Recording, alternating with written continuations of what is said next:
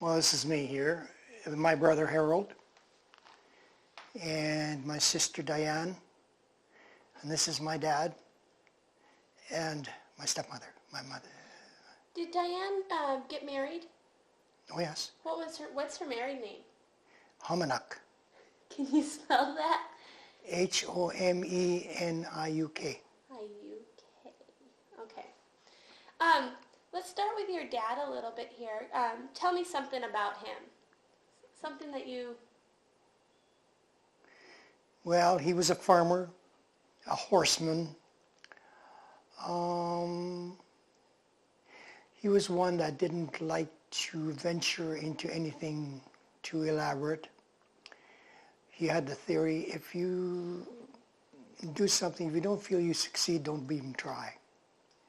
He was not encouraging to go out into the unknown. That was very typical of him. He was a very anti-debt man. He did not like to, if he had a debt, he worried about it until it was paid off. And sometimes just what would now be pittance, a few $100s or you know. And I guess he instilled some of that into me too.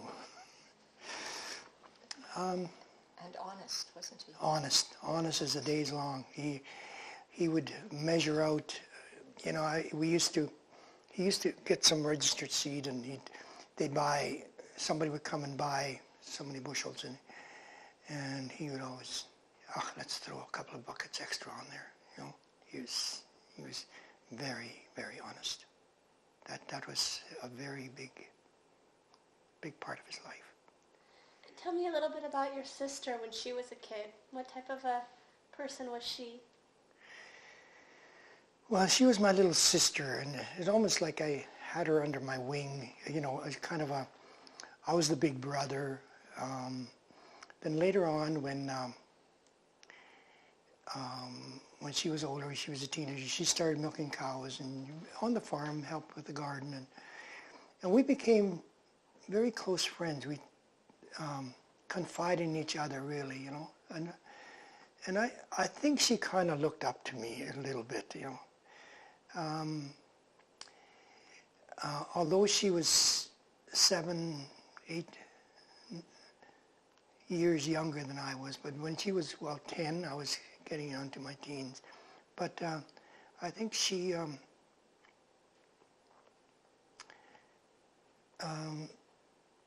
was my little sister. I had to kind of look out for. And after she was married, she had 3 boys, which were almost the same age as ours. And so those 6 boys, when they would get together on the farm, oh my goodness, they would have a blast. And it was good when the weather was good and they could tear loose out in the barn or in the bales or in the yard. But when the weather was bad and they were in the house, oh, the decibels. Like a stampede of going up and down the stairs, chasing each other, screaming, yelling.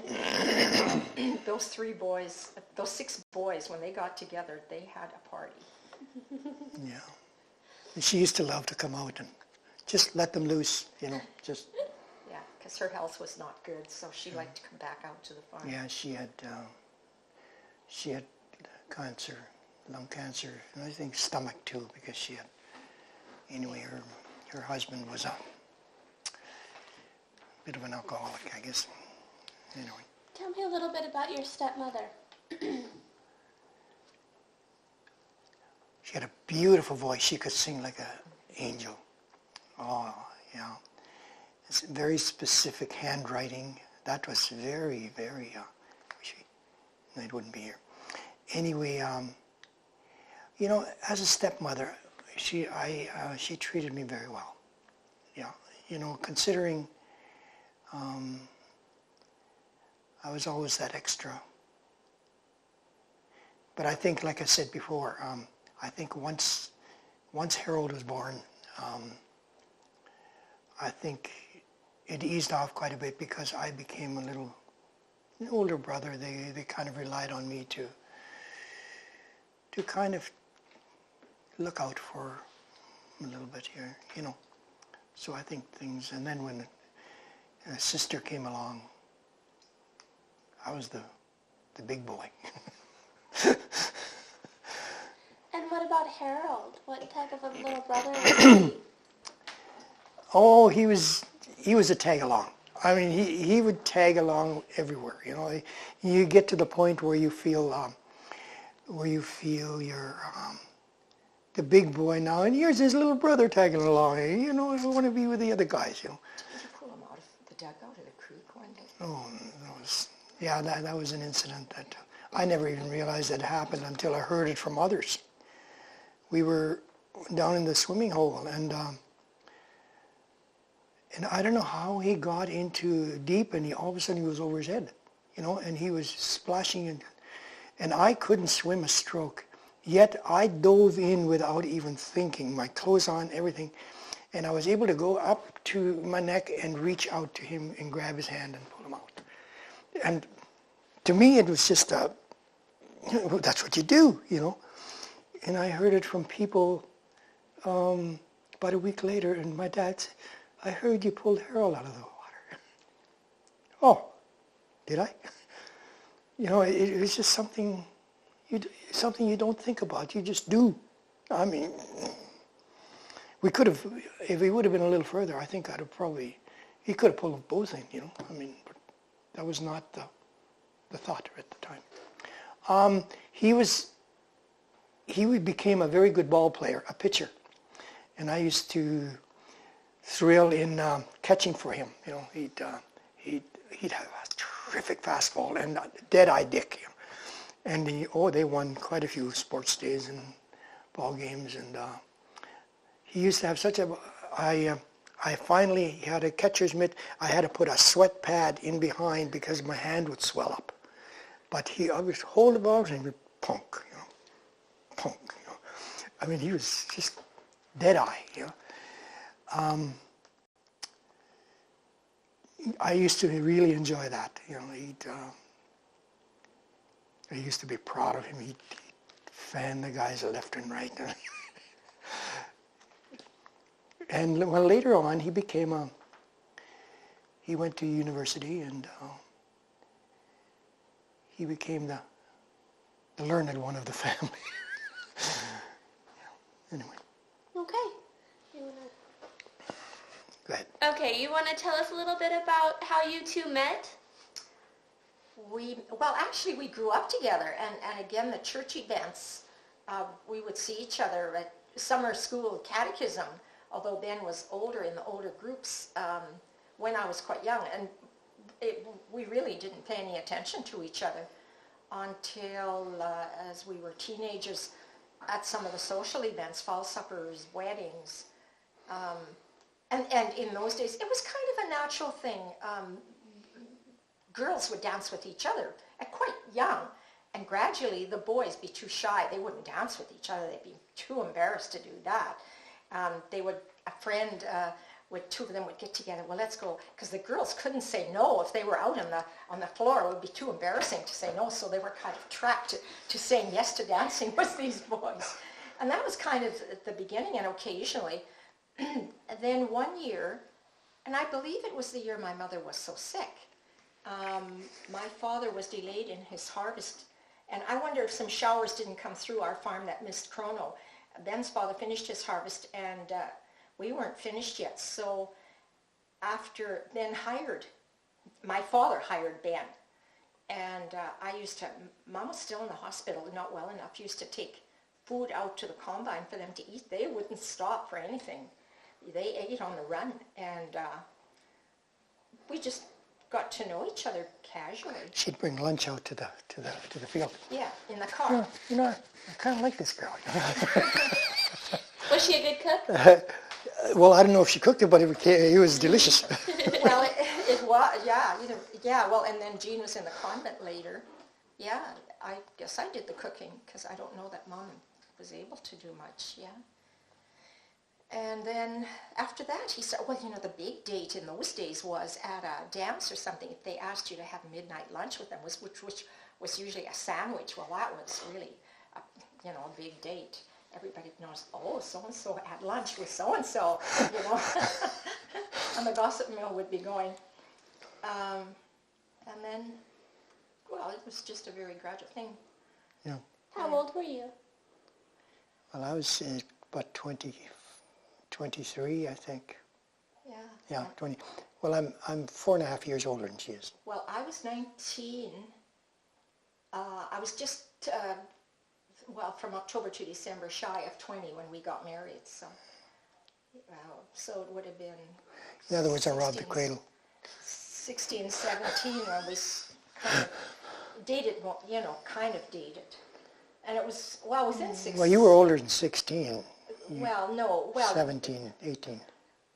Well, when we dated, but, we were getting to know each other through that We time got to know. in social encounters. But you started coming to see me privately when I was 18. Yeah. How long did you date before you got married? A year and a half. Yeah. Was it about that, Out. roughly? Do you remember how the idea of marriage popped up? Well, I think I knew about it before she did. I was gonna... Asked me, yeah, before I decided. Well, and when he first broached me with the subject, I said, because my sister was still going to school at that point, no, how did that work out? I said, because of Mom's health, I said maybe we'd have to wait. Remember that? And my father, he was smart. I don't know, he picked it up and he said, he wanted us to, he very much approved of Ben. Then he said, no, I don't want you, like if you decide you want to marry Ben, you don't make him wait. Yeah. Did I ever tell you that before? Yeah. Yeah. What did your dad think of Clara? I wasn't their choice. They weren't too happy with me. They had somebody else in mind. Really? Oh, they had somebody else in mind. Yeah, that was their problem. Yes. It wasn't their choice, it was mine. Yeah. So did they eventually grow to love and accept you? Yeah, eventually. Eventually, yeah. Eventually it was. She was outspoken, and much to their. Yeah. Of course, it wouldn't have mattered who. There was always something they didn't like. I mean. Yeah, it took a little bit of winning over. Well, and then we moved on to their farm. There were some difficult years in terms of the relationship with parents. He was the oldest, I was the oldest. Both had their ideas. And we both were brought up to be obedient, and it was... That was one of the worst times of our marriage, is the conflict between the parents. It would have, to some extent, been easier had we moved off the farm and gone... Just going on ourselves. Yeah, but then again, who knows, that drew us closer. It's hard to say in hindsight. Mm-hmm. So, tell me about the big day. What was the wedding like? The ceremony It was a blur. early in the morning. Yeah. Went to Little Flower Church here in Regina. And it was in the morning, of course, a full mass, communion. And then we went and had our pictures taken at the studio. These pictures were taken in the studio. Yeah.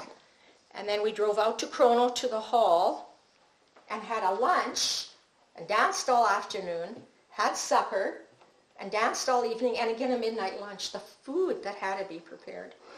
And none of it was refrigerated. No, and there nobody were no got sick. refrigerations. So who prepared all the food? Well, our mothers, and I know I was in, we cooked for days.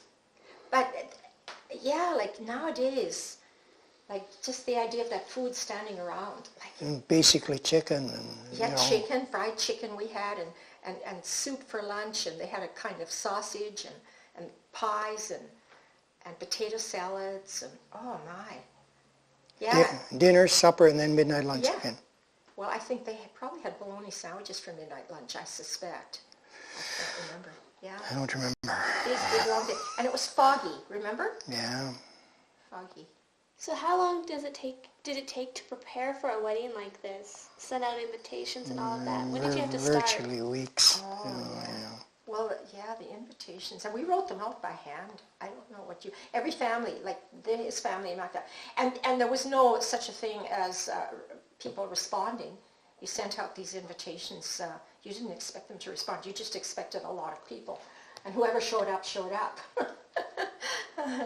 So it was, like compared to nowadays, I guess you'd have to say a little bit of a chaos. Let's turn it to the other picture of the entire wedding party. Oh. Yeah. So who stood up for you when you got married? Well, my sister and Ben's sister, Jean and Diane. So did you get along with Ben's sister? Very much, yes. Yeah, she was like a sister to me. Yeah, we just absolutely, yeah. And with our kids too, growing up together. Yeah. And this was the sister that when you were young you would fight tooth and nail with? Yes. Yeah. And then on your side, Ben, who stood up for you? Yeah, that was, my brother and Johnny L. That was Harold's, well, actually, he's related to you. Me, yeah. But he was the neighbor. Yeah. And the flower girl Was my Aunt Clara's daughter, Marie. Yeah. She was not a happy camper that day. She decided she didn't want to smile. But she was as sweet as a button. So the dress, did you purchase your dress? Yes. And somewhere when we had our 50th anniversary, I found we were going through things, I think in my mother's things. I had found it earlier, paid $45 from Simpson Sears for that dress. And the veil, I don't remember exactly, but anyway, I remember that was an expensive price for those days. That was, Mom went quite elaborate for that, yeah. What about the bridesmaids' dresses? Did They were bought too, but they were different colors. They were identical, but they weren't the same color. You know, nowadays everything has to be color coordinated. I think one was peach and one was a soft green. But on black and white pictures, you don't really see the difference. And Marie, I think, was in a mauve or something. I can't remember exactly. Yeah, her mother's made her dress. Aunt Clara was a very good seamstress. Were the flowers real flowers, or were No. they? They were artificial, yeah. Did you have to make those, or did you purchase? I think they were bought. I don't remember making them. Yeah, I think. Do you remember who married you? Father Leibel. Oh, my uncle came in, and he performed like he just kind of fast. We weren't even expecting him. Like, at least I hadn't heard. We just found out the night before that my dad's uncle had arrived in town. And so they co-celebrated the Mass, but Father Ulrich led us through the vows. Is there anything else about your wedding that you guys wanted to share, or your courtship? Any interesting stories, something unusual? Our first date was at a hockey game. She didn't know the first thing about hockey. My family was not sports-minded. So what did you think of the hockey game? I don't remember. I probably made some stupid remarks and he just kind of, it's surprising that he came and showed up again because I knew nothing about hockey.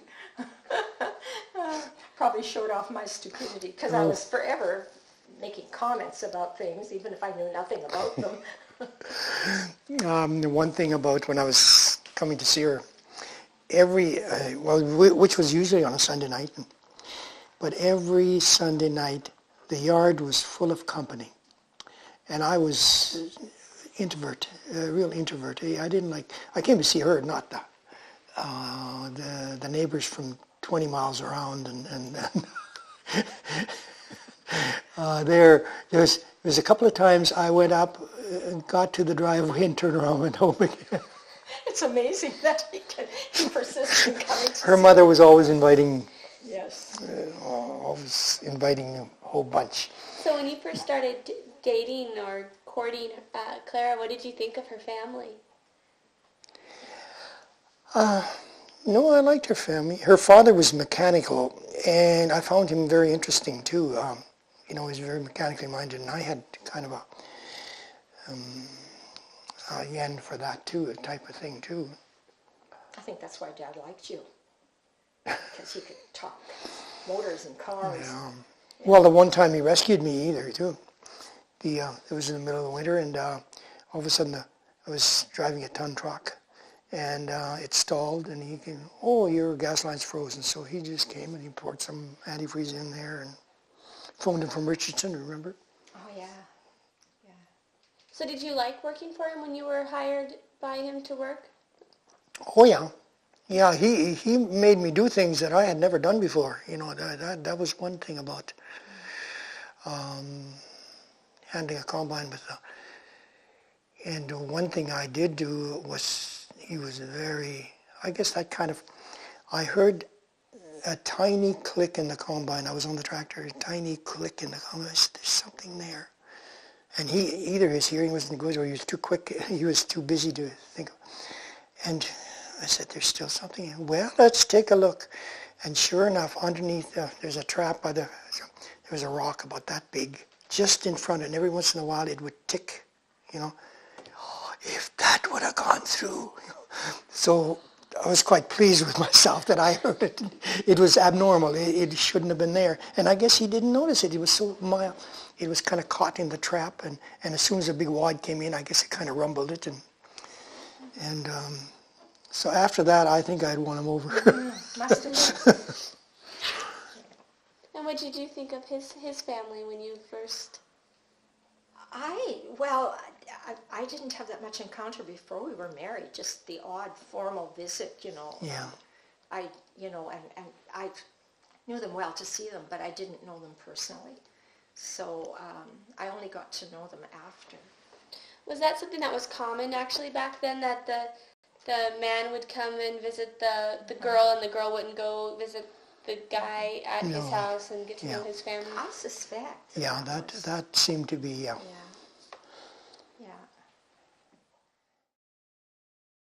Okay, now go ahead and tell us about the farm. Well, this was an old barn that we later tore down.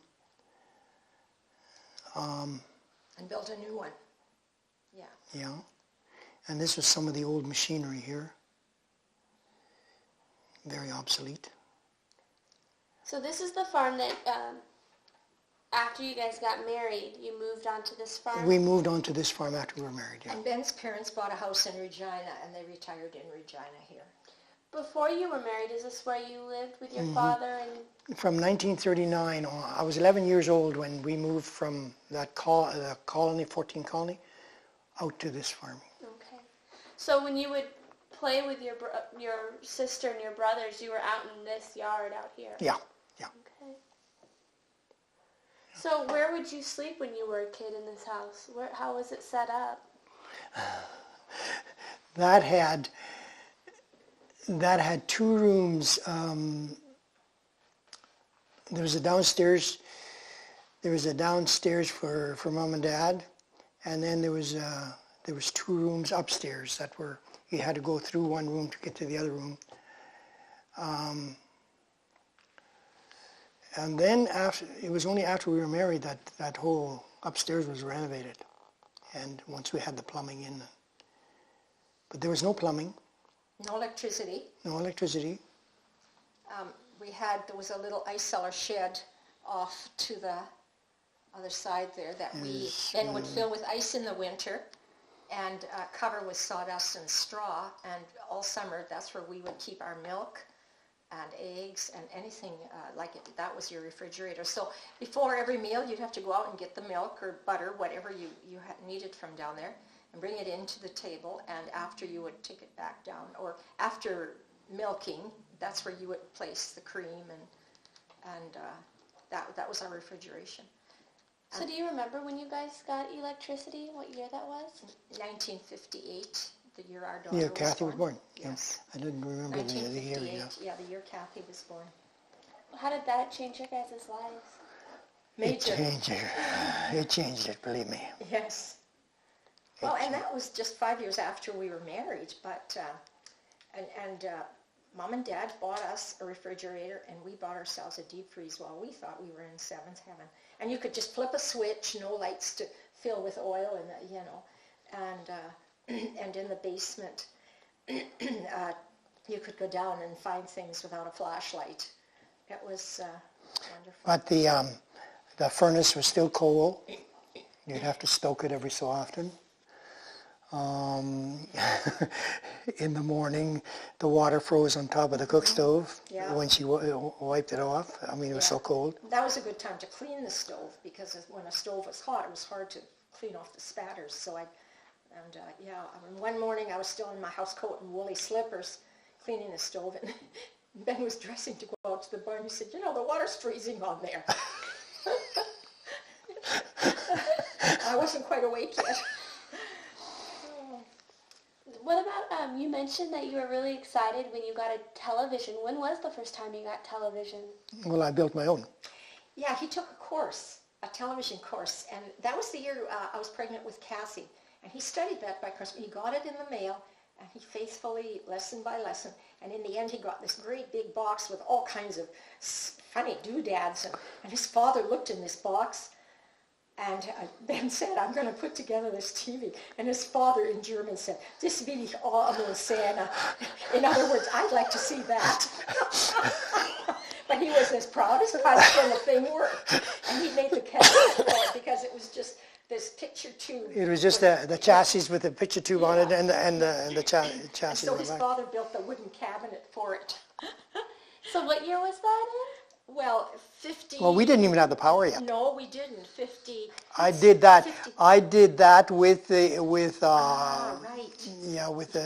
a torch and a solder and everything. You used to go into the neighbors a few miles who already had the power. Well, you see, I had to set up a VTVM vacuum tube voltmeter, and then a little radio, and then I soldered it all up, and I take it into the neighbors to test it out. Well, of course, when the first time I had this crystal set, you would just, and this is Joe Fall I was talking to you about. It worked! And of course, then when comes the television set, we had the power. Then, By the time we had that, yeah. Then we had the power. Yeah, and I was surprised when that thing. And it was an interesting era when the power came out. The more you use, the cheaper the rate. So you were encouraged to use more. It was not, nowadays, and that was so contrary to our upbringing, because in the 30s you were taught to conserve and save and be economical, whereas when this power came, you were encouraged to use because the rate got really cheap the more you used. Yeah. So that was a turnaround in attitude for us. So what were some of the first television shows that you remember really watching and enjoying? I Love Lucy. Yeah, I Love Lucy, Father Knows Best, all these old... Yeah. Didn't have a whole lot of time to watch television, I remember, but yeah. I remember one summer, mind you, the kids were a little older, when the Olympics were in Montreal, and I was flabbergasted. Not so much at the different events, which I didn't know a whole lot about, all the triathlons and things, but the technology of those cameras capturing what they captured. So the kids and we had this bargain. In the morning, we would go out and pick peas or beans or whatever needed to be harvested. I had a wonderful garden that summer. And in the afternoon, we would sit in the living room on a big blanket, and we would do these peas and things and watch the Olympics. That was fun. And I was out in the field in the heat. He was slaving away. No air conditioning on his tractor No, then. that's for sure not.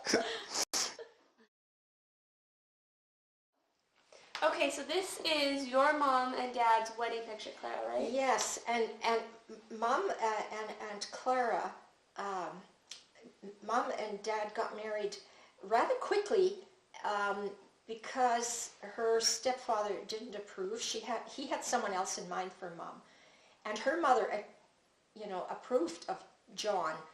So she was in the dilemma of going against, and it kind of divided the family.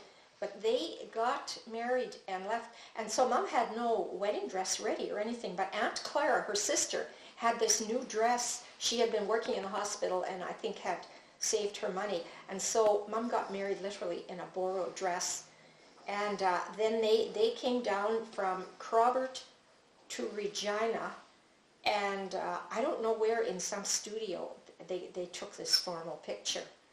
And that was very difficult. Mom came down into strangers, total strangers. The only person she knew was Dad. And they lived with his parents for, I don't know, the first winter, I believe. Then they moved to Crono, from Sedley to Crono, into the house that was her land.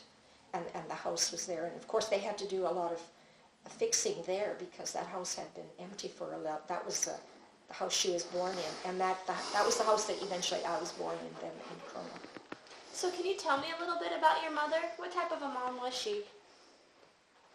She loved people. She loved to cook. Very economical. She was sewing us girls because we were just 2 years apart. Always, and often from other things that she took apart, like she'd take an adult dress apart and make us two little girls each a new dress out of that. And she always dressed us identically. And she was really meticulous. And she tried to teach us girls everything. Like she taught us from very young. And my sister ended up being this wonderful seamstress. And I was always a klutz. I just never caught on to it. But my sister, and the cooking too, she was very, very good cook. Very famous for, people always praised her cooking. And especially after we were married, she would forever be sending down boxes of her kucha and cookies and things for the kids. I think she thought I wasn't feeding them good enough. But no, I think it's that she just enjoyed the cooking, actually. Yeah. And how about your father? What type of a dad was he? Dad, Dad had an exterior of being the boss. But really deep down, he was a very soft person. Very soft. I would see him have tears, in a movie. Very quickly. Or yeah. Or you talk about a tragedy of Yes. somebody and tears would be yes. streaming down his cheeks. And Dad was a very soft, sentimental person. And in the latter years, when Mom was in her Alzheimer's, Dad and I became very close. And one of the interesting experiences, he was a very proactive man. He decided to make things as easy as possible. I was the executor and I was the executor of their will and also had power of attorney. And for Mom, trusteeship, so that if anything happened to him, I could make health decisions for her. And anyway, he took me along. He wanted to arrange for their funerals.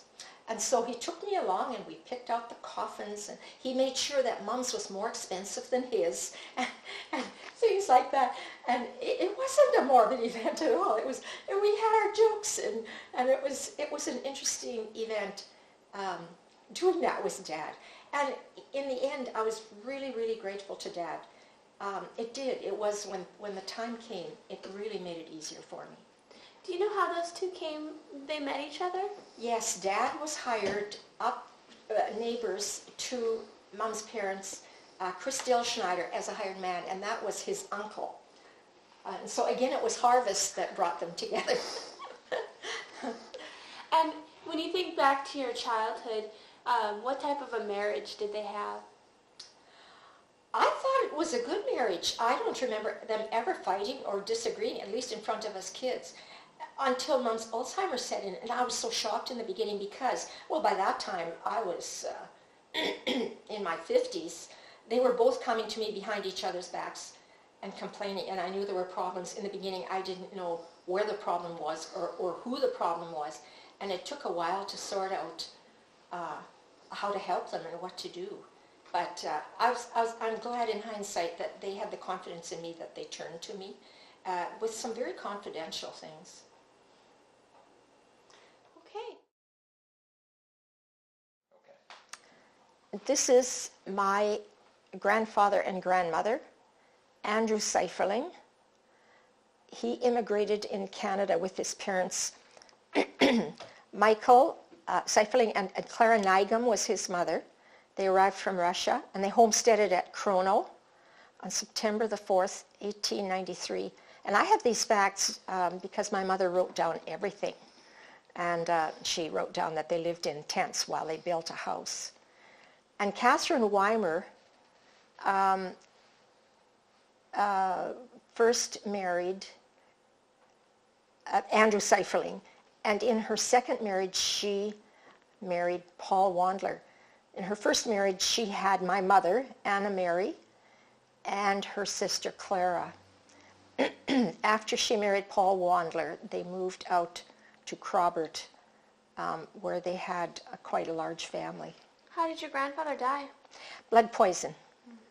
Yeah, he died when Aunt Clara was just 5 months old and Mom was something like 18 months. So can you tell me a little bit about your grandma? What type of a person she was? She was, well, I think I did mention that she always wanted to read. Appearance was very important to her. And she always wanted to impress people. She wanted things to look right and look nice. And she was a good cook too, but very sickly. You know, at least in the latter years, she just never seemed strong, always seemed not well. Okay, and who do we have here? We have Dad's father, Ignaz L., and he married Eugenia Del Snyder. In one of the books that Father Metzger wrote on the anniversary of the arrival of the settlers from Russia, I discovered that Eugenia was 1 year old when she arrived, and Ignaz was 15 years old. However, he arrived with a later group, and they had a large family. The oldest was Sister Casimir, and then my father, and then Sister Eugenia. These two joined the Loretta nuns because of the convent in Sedley. And then Jack and Father Ulrich, who became a priest with the Franciscans.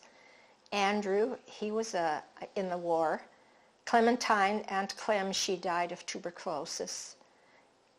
Emertina was her full name. And Peter, he was in the war, and Canisius, he died over in the war. And after Grandma died, Grandma Eugenia, Grandpa remarried, and he married a Helen Toss, and they had one son, Robert. He was younger than I was. He was the age of my brother Dennis approximately. So with this family, did you get to see members of this family often when you were growing up? Oh yes, oh yes. I remember traveling to Sedley a lot, and knew them all. Yeah, yeah. Where's your dad in the picture? My dad, I'm not sure. We were looking. It could be Dad here or here. Like Dad wasn't the tallest, so I wonder. However, they would have still been growing. So, you know, it's either that or that. Like Uncle Jack, I think, was taller than Dad, wasn't he? And so was Father Ulrich. However, they were younger, but not that much. So I'm not sure. Okay. Okay. Okay, and this page here is you and your sister. Yeah, and our brother, who's 7 years younger than I am, only the other brothers came later. And these are some of the clothes my mother sewed for us that we're identical, as if we were twins. She was very skillful with the sewing machine. What did you guys think about having to wear identical clothes when you were kids? I don't know what my sister thought. It just seemed normal to me. And later, once we started sewing ourselves, she would buy material enough for the two of us to sew ourselves a dress. That was still the same. We never questioned it. You didn't do a lot of questions then as a child. So your hair, would your mom do your hair when you Oh, were yes. growing up? Oh, yes. Yeah, Mom would do our hair, yeah. When you got a younger brother that was 7 years younger than you, did you did he kind of become like your baby doll in a way? Oh yes, yes he did. And the little picture where we had these very frilly dresses. I remember this event driving out to Crobert for Grandpa and Grandma Wandler's 25th wedding anniversary. Dennis was just a baby. And I remember in this car, there were no Pampers, and this was in the summer. and the diapers. That was not a pleasant event, journeying with a baby, and he was pretty little.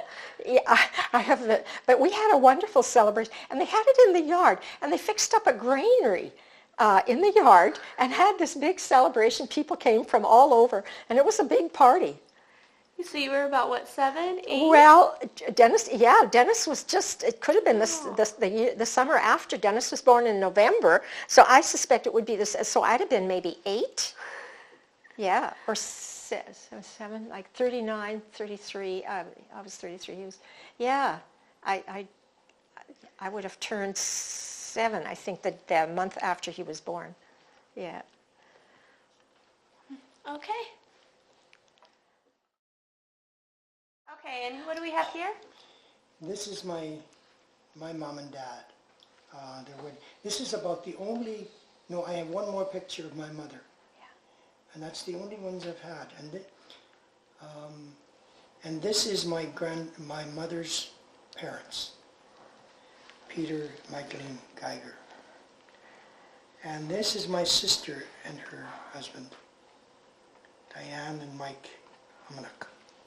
So do you know anything about your parents' wedding, like how they met or anything at all? Like, ever heard of the story?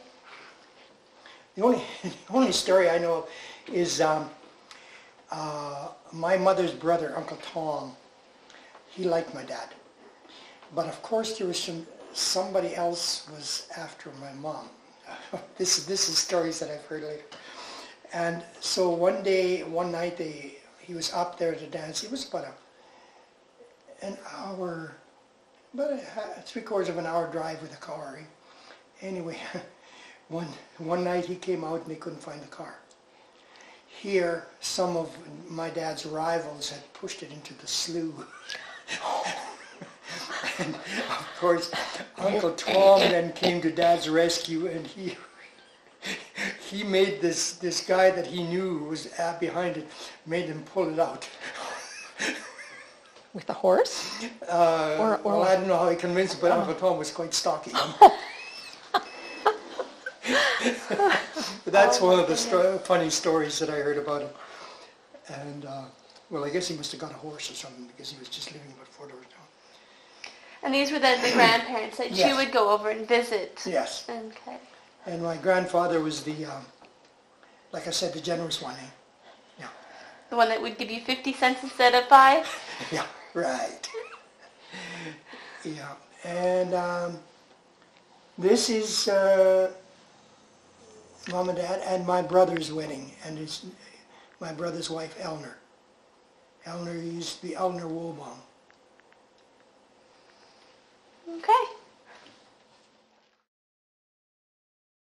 I was inclined to work with electrical things. You know, I'd make a light downstairs when we didn't have electricity with an old battery and stuff. And then we got a radio with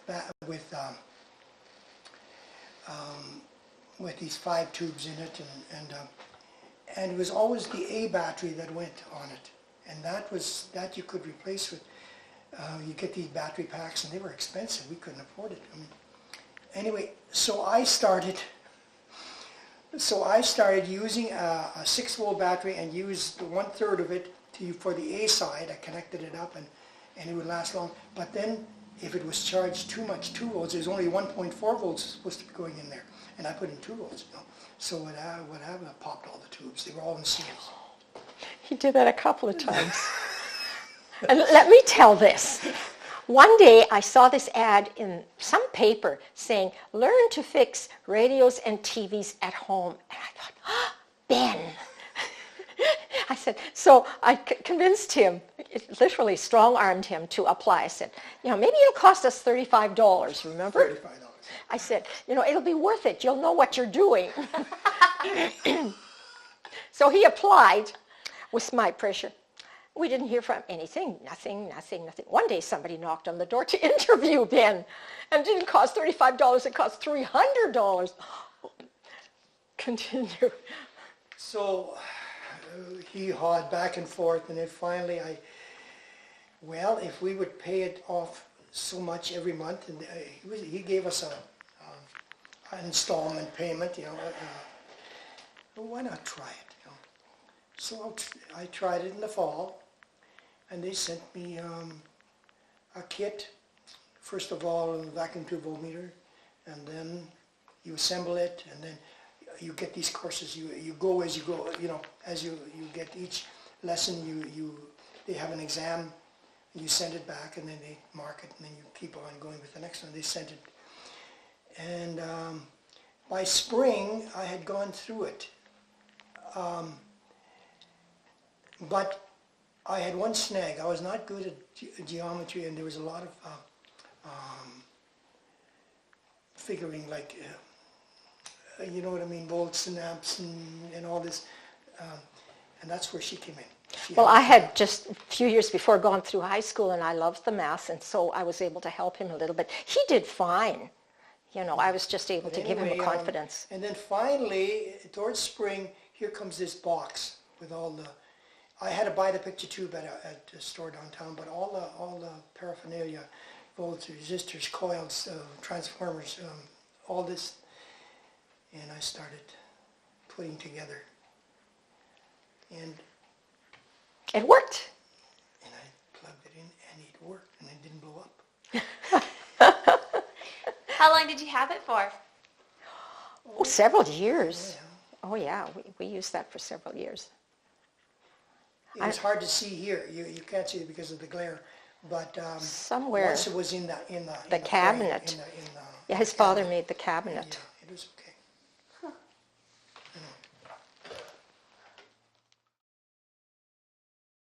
Tell us about the 50th wedding anniversary.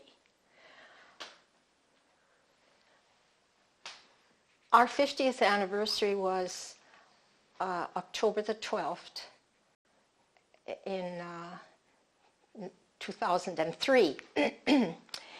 But all the kids couldn't come home then, and our son and their two kids and his wife were going to be spending a week here in July. So the kids all decided, let's have a family reunion in July. And my father, who was 95, wasn't that well, but he was telling everybody that this reunion, and we had several celebrations planned for that week, was our anniversary, our 50th anniversary. And we took some pictures, and that's the last picture we have of Dad. He died that September before our real anniversary. And we just had the feeling afterwards that he knew that he wouldn't make it to our real anniversary.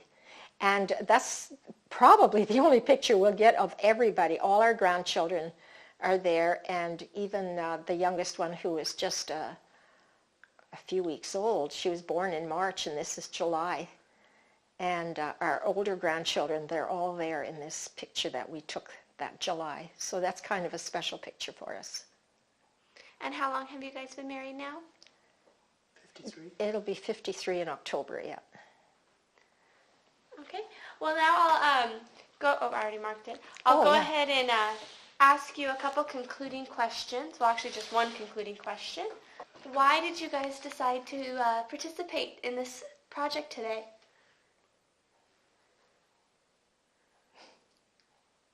I think this Christine she talked about it, and we know them very well, and she was talking about this and that they're coming.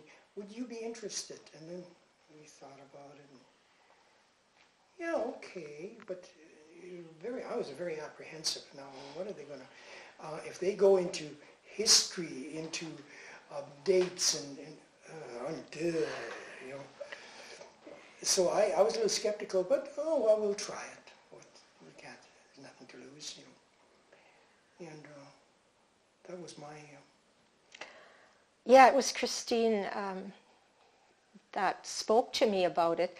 And she and I have talked various times. I did a fair bit of research into some of the early history of the building of the grotto. In fact, I did a children's project where we sent out questionnaires to people that were still alive. And that was maybe 20 years ago. And since then, I just kind of got interested in historical things. And I really didn't pay attention to how personal my own personal story and really didn't see the value that my story would have of value. But I can see that for the future that this could be of interest to our children and grandchildren, so I'm kind of glad we participated. Well, we